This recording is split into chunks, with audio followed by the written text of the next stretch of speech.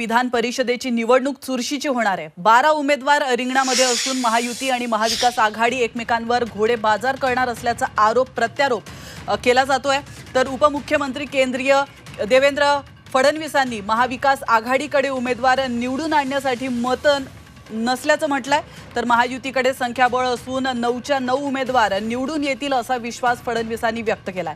तर काँग्रेस नेते नाना पटोले यांनी महायुतीकडे संख्याबळ नसून घोडेबाजार करणारेच घोडेबाजाराबाबत बोलत असल्याचा पलटवार फडणवीसांवर केलाय। आपण जर आमची बेरीज बघितली तर 9 उमेदवारांना निवडून आणण्याकरता जी मतं लागतात ती आमच्याकडे आहेत।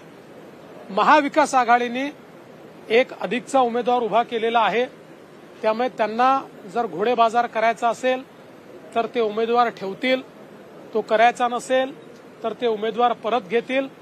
मला पूर्ण विश्वास आहे की महायुतीचे 9ही उमेदवार निवडून येतील। घोडेबाजार करणारीच लोक घोडेबाजाराची चर्चा करतात आहे। त्यांची जी संख्या आपण पाहिली 8 उमेदवारांसाठी बरोबर आहे, पण जो 9वा उमेदवार त्यांनी टाकला त्याला 20-25 मतं आणणार कुठून हे लोक। त्यामुळे घोडेबाजार त्यांना भ्रष्टाचाराने पैसा कमवला आणि आता पैशांनी विकत घेण्याचा काही प्लॅन त्यांचा चाललेला असेल आणि म्हणूनच राज्याचे उपमुख्यमंत्री गृहमंत्री हे घोडेबाजाराची चर्चा करत आहेत। खरं तर त्यांनी विड्रॉल करायला पाहिजे होता, पण तेच घोडेबाजाराची चर्चा करतात।